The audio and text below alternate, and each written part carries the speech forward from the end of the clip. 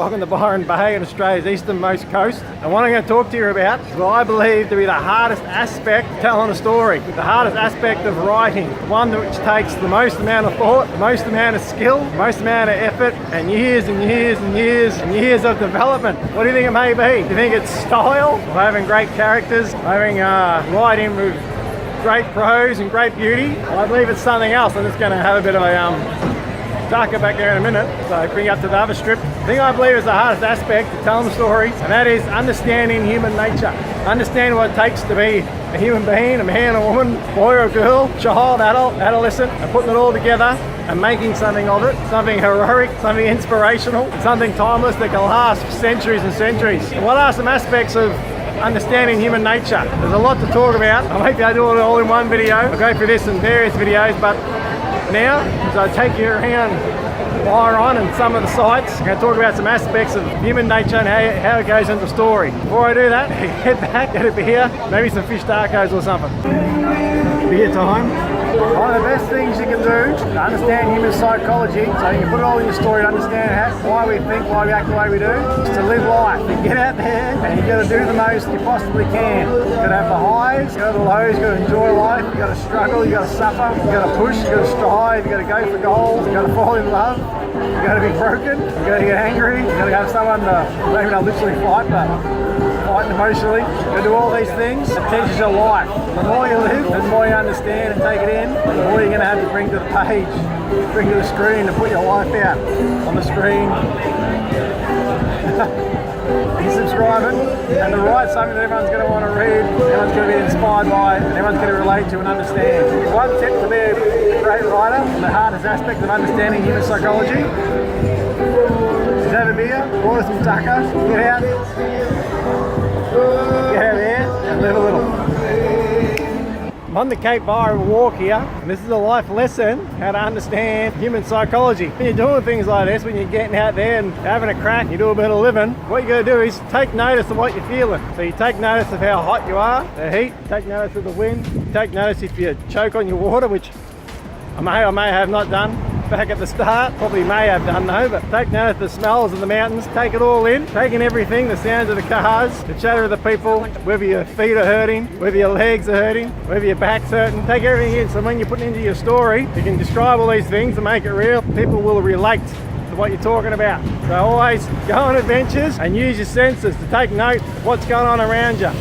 Take it all in, and you're filling up your creative well. This is what it takes. You want to be one of the greatest of all time. Hemingway said you shouldn't write it unless you've lived it. That can't be true in all cases, because you might be writing fantasy or sci-fi or something. But in a lot of cases about life, you got to do the best you can to live it, so then you can write it. So when you write your book, it'll be a New York Times bestseller. Like my epic trilogy, it's coming up. I went around France, I took it all in. When I went through Europe, took it all in, so then I could put it on the page. Take it all in so you can put it on the page, write yourself an epic. One of the best things for me of understanding human psychology is the Myers-Briggs personality types. If you don't know what it is, Google it. Google the Myers-Briggs types. Figure them out, have a read through the 16 types, see which one you are. I'm an INFJ, by the way. And what that does is it lets you know all the different ways that people think, why they work, how they will react in certain different circumstances. By understanding this, have much more realistic characters, you can write much more depth about human life. So there's introvert or extrovert, sensing or intuition, thinking or feeling,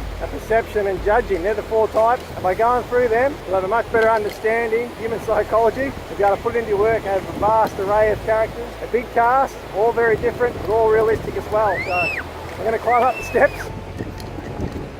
The duck's on a stick there.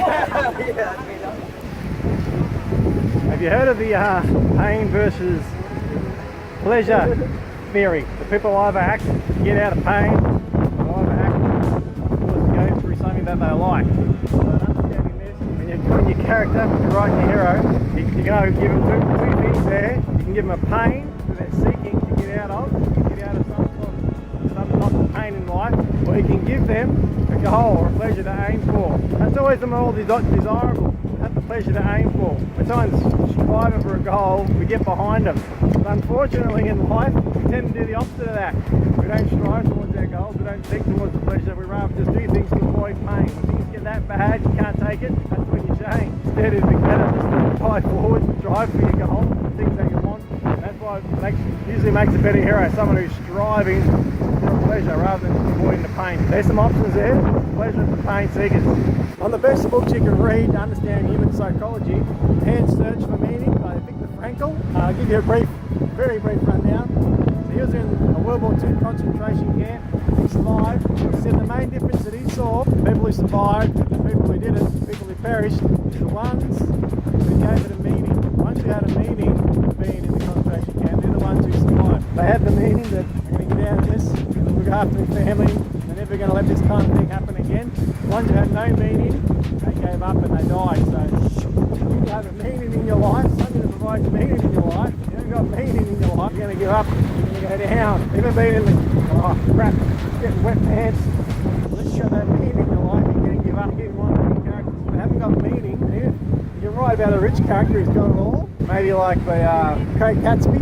Unless there's meaning in their life, they won't be happy. You gotta have the meaning in your life. You can own the world, you can own this lake or one of the farms up there, and you live amongst these seashores. But once you've got meaning in your life, you won't be happy. So you have a character searching for meaning here, you've got someone rich. There's someone searching for meaning. That's what keeps you alive. Another thing is the belief cycle.